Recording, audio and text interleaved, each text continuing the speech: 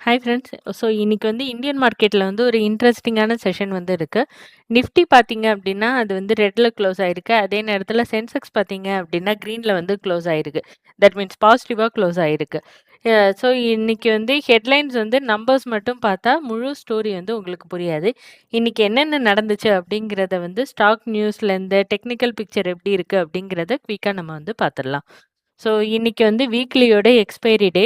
Sensex உங்களுக்கு 113 points பாசிட்டிவ்ல முடிஞ்சிருக்கு. Nifty -40 பாயிண்ட்ஸ்ல முடிஞ்சிருக்கு. பிராடர் மார்க்கெட்ல மிட் கேப் பார்த்தீங்க அப்படின்னா, ஆ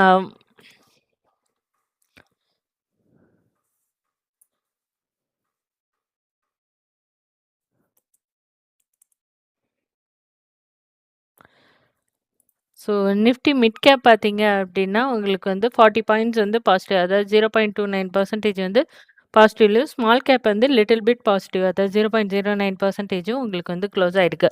ஸோ மார்க்கெட்டோட பிரெத்து பார்த்தீங்க அப்படின்னா, பாசிட்டிவா இருந்தது பிஎஸ்சில 2198 ஸ்டாக்ஸ் பாசிட்டிவாவும், 2120 ஸ்டாக் கம்மியாவும் இருந்தது. அதனால தான் சென்செக்ஸ் நமக்கு பாசிட்டிவ்ல முடிஞ்சிருக்கு. அதாவது இண்டெக்ஸ் வீக்கா இருந்தாலும் மார்க்கெட் முழுக்க பேனிக் செல்லிங் கிடையாது.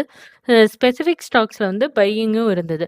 ஃபர்ஸ்ட் ஸ்டாக் என்ன இன்னைக்கு அப்படின்னு பார்த்தீங்கன்னா, டாடா மோட்டார்ஸ் தான். நேத்தி டாடா மோட்டார்ஸ்ல உங்களுக்கு ஒரு பெரிய நெகட்டிவ் இம்பாக்ட் இருந்துச்சு அப்படின்ட்டு நம்ம சொல்லியிருந்தோம்ல.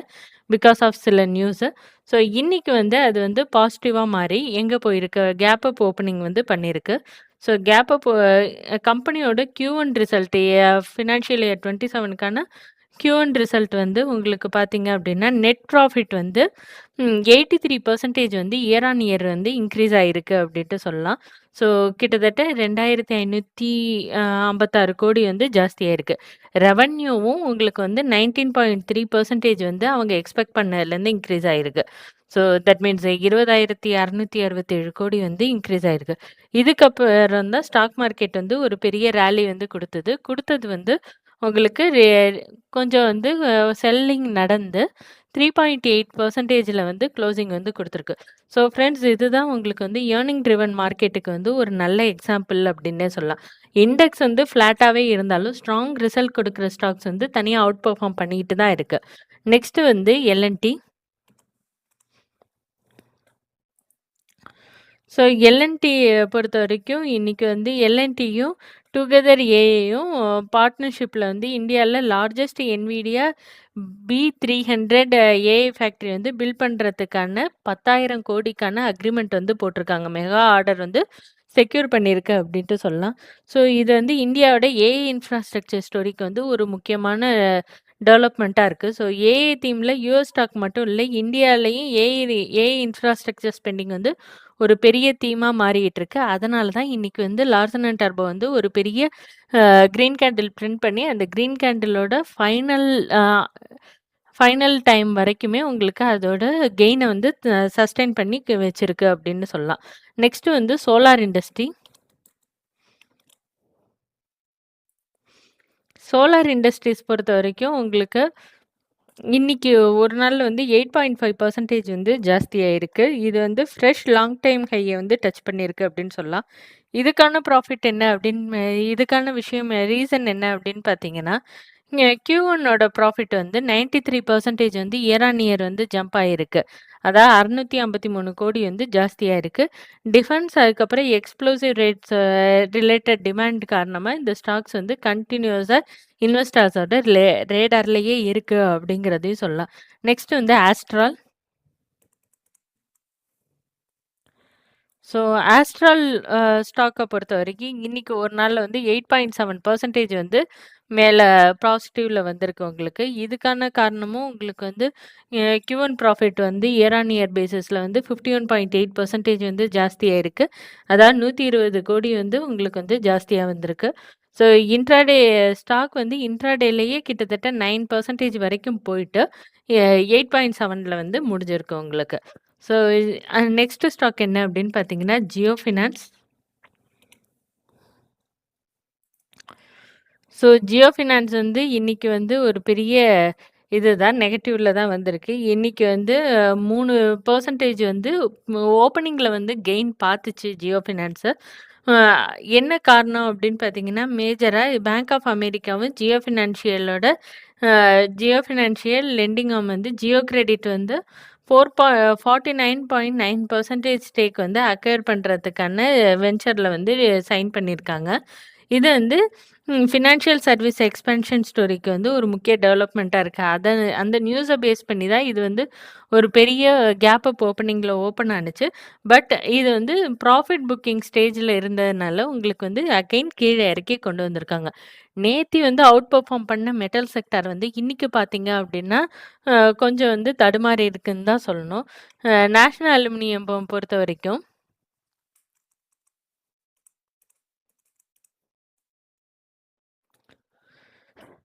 நேத்தி வந்து 8% வந்து ஓப்பனிங்ல போணுச்சு. இன்னைக்கு வந்து அத ஃபுல்லுத்தையும் அப்படியே முடிச்சு, கீழ வந்து இறங்கியிருக்கு. நேத்தி வந்து கேப் அப் ஓப்பனிங்ல இது பண்ணது, இன்னைக்கு கேப் டவுன் ஓப்பனிங் பண்ணி, உங்களுக்கு வந்து நேத்தியோட கேப் அப் ஓப்பனிங் கிட்ட கொண்டு வந்து க்ளோசிங் வந்து வச்சிருக்காங்க இந்த ஸ்டாக்குக்கு. நால்கோ ஆகட்டும், செயில் ஆகட்டும், ஹிண்டல்கோ ஆகட்டும், வேதாந்தா, டாடா ஸ்டீல் இது எல்லாமே இன்னைக்கு வந்து செல்லிங் பிரஷர் இருந்தது. ஒட்டு மொத்தத்தில நிஃப்டி மெட்டல் செக்டாருக்கே ஒரு செல்லிங் பிரஷர் வந்து இருந்துச்சு அப்படின்னு சொல்லலாம்.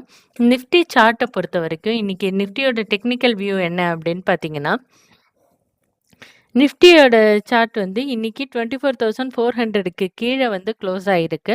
ஸோ டெக்னிக்கல் பெர்ஸ்பெக்டிவ்ல உங்களுக்கு வந்து இம்மீடியட் சப்போர்ட் ஜோன்னா உங்களுக்கு வந்து இந்த 300 24,300 அப்படிங்கிற ரேஞ்ச் வந்து இருக்கும்.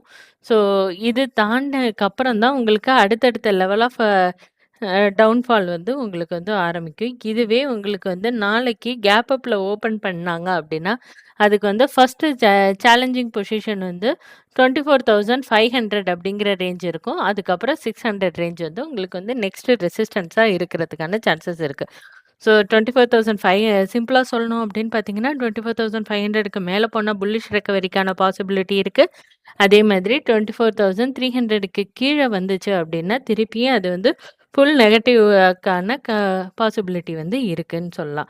ஸோ நேத்தி வந்து ஒரு குளோபல் நியூஸையும் இதில ஒண்ணு பார்த்துடலாம். நேத்தி என்ன அப்படின்னு பார்த்தீங்கன்னா, யுஎஸோட இன்ஃப்ளேஷன் டேட்டா வந்து வந்திருக்கு. அது எப்படி வந்திருக்கு அப்படின்னா, உங்களுக்கு எக்ஸ்பெக்டேஷனுக்கு ரஃப்லி இந்த லைனா இருக்கு. அதாவது அவங்க எக்ஸ்பெக்ட் பண்ண லெவல்ல தான் வந்திருக்கு. ஸோ நே யுஎஸ் மார்க்கெட் வந்து மிக்ஸ்டா தான் க்ளோஸ் ஆயிருக்கு. நாஸ்டாக் வந்து 0.5% பாசிட்டிவ்லயும், அதே மாதிரி S&P 500 0.2% பாசிட்டிவ்லயும் இருக்கு.